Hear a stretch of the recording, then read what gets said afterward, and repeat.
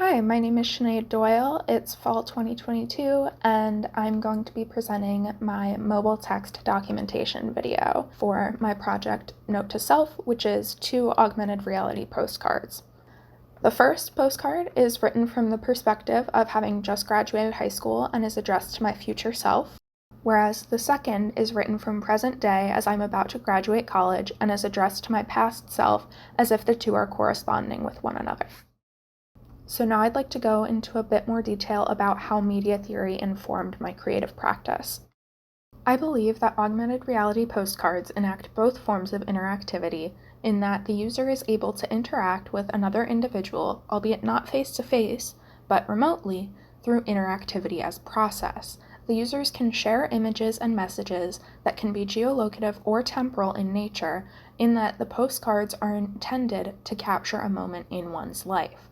A postcard also has its drawbacks, as we discussed in class, predominantly with privacy, in that the messages conveyed via postcard are public when compared to other types of communication, even other types of communication via mail, such as letters, which are protected by an envelope. Anyone between the sender and receiver could read a postcard with little hassle and lack of consequence.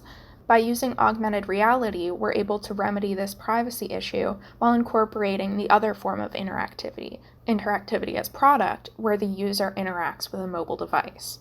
In Parchment, Printing, and Hypermedia, Communication in World Order Transformation, Dibert describes the printing press and its impact on the spread of knowledge when he states, quote, "Printing helped reorient the bias of communications away from speaking and hearing to silent reading and visual order. Without the standardization of printing and the gradual increase in literacy that accompanied the mass distribution of printed material, the overwhelmingly oral bias of the medieval period might never have been resolved." Similarly, augmentation allows media the opportunity to reach more people. For instance, children who haven't learned to read yet will be able to experience the excitement of receiving mail while being offered the independence of being able to understand the letter on their own without assistance from a parent. However, this also bars others for whom the media is not intended, since there's a barrier to entry and you would need to know that there's augmented content on the postcard in order to access it. Since you would need to know that there's augmented material on the postcard and you would need to know how to access it, not everybody would be privy to the information on the postcard like they would typically. In E-Readers and the Death of the Book, or New Media and the Myth of the Disappearing Medium, Bellatorre and Natale state, "Nostalgia for print books is inscribed in a general sense of, as Turner, 1987, put it, a historical decline and loss involving a departure from some golden age of homefulness." In this quote, they are of course describing print books, not postcards. However, I think the sentiment still applies. I made sure to incorporate not only photos, which could have been presented on the front of the postcard, but I made sure to incorporate my voice, videos, and animation. The animation helps the user sink into the media, while my voice wraps them in a blanket and welcomes them home. This incorporation of emergent media does not indicate a departure or death of the legacy media of the postcard, but rather enhances it. Now, I'd like to show you how you can access my project. Step 1 to viewing my project is to download the Artivive mobile app. This is available on the App Store if you have an iPhone and the Google Play Store if you have an Android. Step 2 is to pull up my postcard on your computer. The back, text side, of the first postcard and the front, image side, of the second postcard are the sides with augmentation. For step 3, you hold your phone up to the postcard with the Artivive app open and your phone sound on. Try to keep your phone as still as possible. Even if you're having any issues using Artivive, the augmentation itself will also be included in this video, so absolutely no worries. Here is what you should expect to see when you scan the back of the first postcard. Dear future me, we just graduated and I have so many questions for you. Do we like college? Did we wind up in engineering like we wanted? Are we still close with our friends from high school? I'm just so excited to have finally graduated.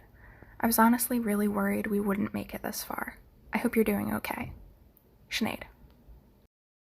And here's what you can expect to see when you scan the front of the second postcard.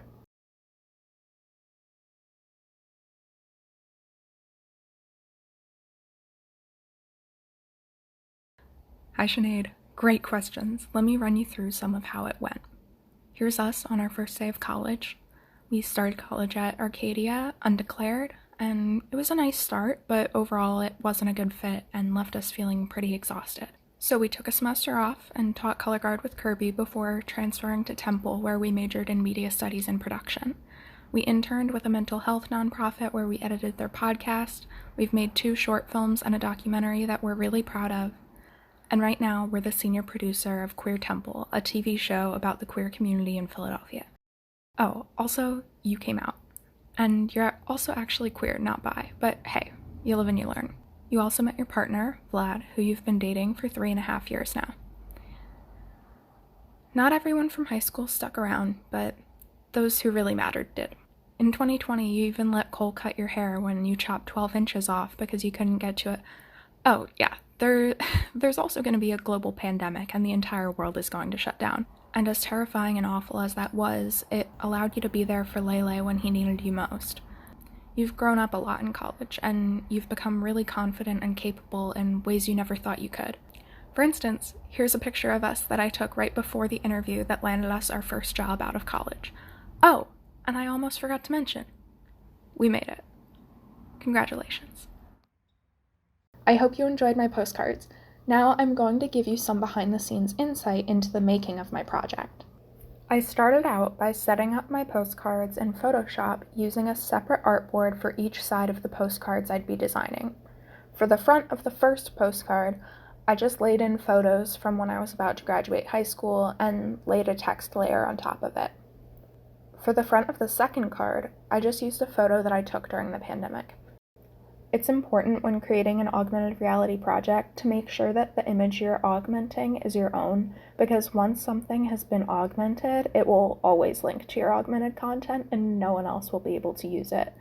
So when I went to augment the back of both cards, while I used a blank postcard template from Google, I made sure to make the postage stamp something completely unique and to make sure when I augmented, there was also still a little bit of text on the card to ensure that it registered as fully unique.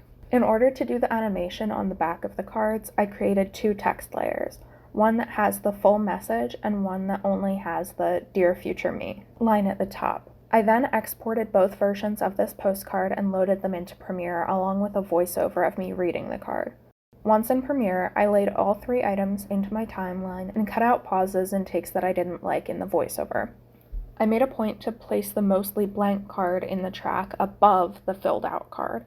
I did this so that I could crop it using the effects panel. Once the crop effect is added to the clip, crop will then show up in the effect controls panel. I set the crop to increase over the duration of the video by placing keyframes at the beginning and the end of the clip. This allowed the blank postcard to reveal the message as it goes through. You can also do this with a mask, but I think that cropping it is easier. To create the augmented video for the second postcard, I created a new project in Premiere and laid photos and videos in the timeline to tell the story I wanted. And if we take a look in my projects panel, you can see that there's actually a significant amount of content I left out in order to keep the video short.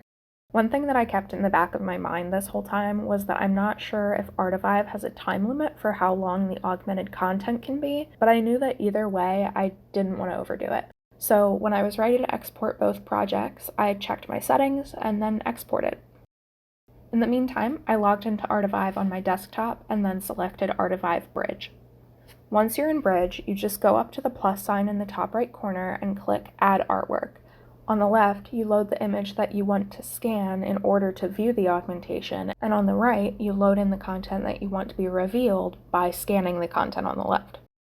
If you click on the 3D Pro mode, you can place the augmentation in different locations in 3D space. For mine, I just pulled it out a bit so that it looked raised off the actual postcard.